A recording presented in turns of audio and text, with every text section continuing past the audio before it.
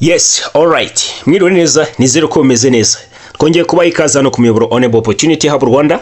Rero nkuko mubyumva kabisa ni Onebu nanone nkaba ngarutse tugiye kurebera hamwe amahirwe navuga yuko adasanzwe kuri mwese, aho tugiye kuza kurebera hamwe kuri scholarship iri yashizwe ahagaragara hano muri Kibogora. Rero nkuko ejo twaraye tubibabwiye abo tubana ku rubuga rwa WhatsApp, twabateguje tubabwira ko mutegura amadokima hagiye kuza ama scholarship atandukanye, tubabwira neza ibizaba bikenewe. Tugiye kuza kongera dusubire kwa ya tweet cyase kwa ya X post twari twabivanyeho, tubanze turebe ati ese ni ibiki.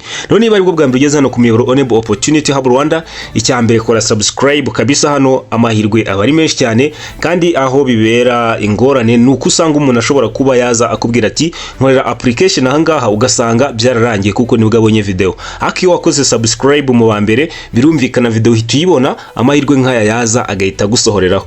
Rero ikintu cyambere kora subscribe, share. Urabizi inshuro nyinshi amahirwe twese ntabwo abatugenewe, amahirwe urayabona ariko ukabona kuko katara yawe, ako hari mugenzi wawe ushobora kuba ayakeneye, uhita umuhereza link ya video asigaye nawe akaba yakigeragereza. Rero hano tugiye kuza turebe ati se uri eligible gukora application ninde, ibisabwa ni ibiki, ese ni gute wakora application, asigaye ibintu bihite biza kumera neza. Rero nkuko mubibona hano ni kuri X ya Kibogora Polytechnics.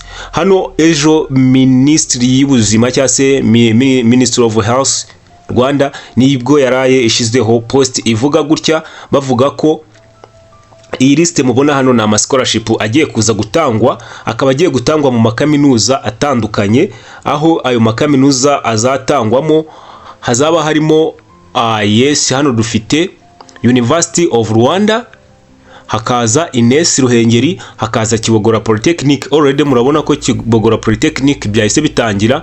Mount Kigali University, murabyumva neza. Catholic University of Rwanda, yes, are going throughout this year. Ubwo bigiye kuza kugira iki, gutangira muri uyu mwaka nyine. Stay tuned in. Urumva hano rwose bari guteguza bavuga ko biza kuhita bigenda neza. Murabona yuko hano bashizeho na video basobanurira abantu uburyo biza kuba bimeze. Rero bidatinze Kibogora hano yahisiza irabikora ngo you warmly encourage all eligible and ambitious individual to take advantage of scholarship opportunity available at Kibogora Polytechnic. We strongly agree you seize this opportunity. Submit your application on time and take confident step toward achieving your goal. Urumva hano bahise babivuga kabisa, bahita bashiraho call for application. Urabona iri ni itangazo tugiye kuza gufungura, turebere hamwe turebe ati si ibisabwa ni ibiki, hasigaye wowe usanga uri eligible uhita ukora application wihose, kuko aya mahirwe rwose if we say ntabwo asanzwe, yego nyine ntabwo abasanzwe, aba ari amahirwe nyine twavuga yuko aba ari nkaho ari mboneka rimwe. Rero hano tugiye kuza kureba call for scholarship application in house program nani. Ubwo hano na ama scholarship bavuze agomba kuza gutangwamo harimo Anaesthesia, gutera ikinya, dental therapy, bahoma amenyo n'ibindi bita ku buzima bw'amenyo, Biomedical Laboratory. Yes, aya niyo abaye atanzwe hano muri Kibogora. Rero Kibogora Polytechnic in collaboration with the Ministry of Health on framework of supporting 4x4 strategy initiative of the government of Rwanda is excited to announce the public that the funded scholarship of Bachelor of Science in Dental Therapy, Bachelor of Science in Biomedical Laboratory Science and the Bachelor of Science in Anaesthesia program. Hano ubwo ni call for application, bahise babakangura gukora application kuri strategy kugira basupporting strategy ya 4x4 niye kako twayisobanuye neza, buri wese arayizi. Ni strategy yashizeho na Ministry of Health, aho bashaka kuba nibura mu myaka 4 bafata umubare w'abaganga bari bahari bakaba bamaze kwikuba inshuro 4. Ubwo urumva ko bizaca mu kufata abanyeshuri benshi cyane bajya kwiga ibintu by'ubuzima. Rero application period murabona yuko ni kuva ku tariki 17. Aka kanya turimo dufata video then kugeza ku tariki 22. Urumva ni short period utihuse. Hano nyine deadline ishobora kuba yaza ikagufata. Hano kuri eligibility, of course, kugira ngo ube wakemererwa kwiga aya masomo ugomba kuba warize science MCB, PCB, BCG cyangwa se warize ANP Associated Nursing Program. Hano kuri additional candidate must have at least, ugomba kuba ufite letter at least A, B, C, D in both biology and chemistry. Ubwo ni ukuvuga ngo uramutse hari isomo ufitemo E, ubwo ngo ntabwo wakora application. Ako ufite ibyangombwa wagerageza, ariko just ni ukugerageza kuko hano biba biri clear mu itangazo baba babivuze. Hano kuri admission test ku tariki 22 bizaba byarangiye, tariki 27 z'ukwezi kwa gatatu hazahita hakorwa examen. Final selected for the scholarship beneficial will be based on the admission test score. Rero ubwo umuntu bazafata nyine bizagena ku manota azaba yagize iki yabonye yagize nyine muri exam. Ubu ni ukuvuga ngo hano dufiteho notice aho final selected students to benefit the scholarship will sign a contract agreement with MoH cyangwa Minister of Health to ensure the absorption into the care system after the graduation, for which they will be required to serve designed period of time.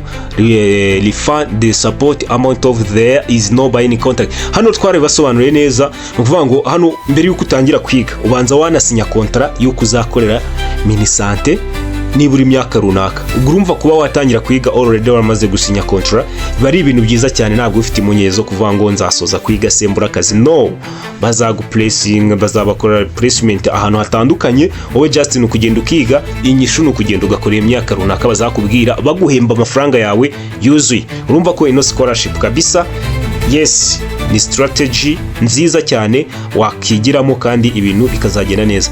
Hano noneho hari indi notice ya kabiri aho students currently receiving another scholarship funded for government or its partner or those who have graduated from the university level program are not eligible to apply. Hano biri very clear. Ni usanzwe uri kwiga, for example uri muriga wishyurirwa n'ikindi kigo runaka, nacyo gifatanya na government nyine, ntabwo wemere kuba wagira iki wajya gukora application. For example ushobora kuba uri kwiga ako hek ari irimo iragusapotinga, ubwo urumva hano ntabwo wemerewe kuba wagira iki wakora application.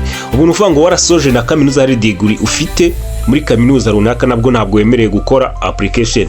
Hano bigenewe abantu basoje secondary, ntabwo bigeze bavuga umwaka ngo ni ryari. Ubwo rwose muraza kubyumva muhite mukora application vuba mwihuse. Hano application process rero, hano uzaba ukeneye document certificate ya S6, ugire na ID yawe, identification card.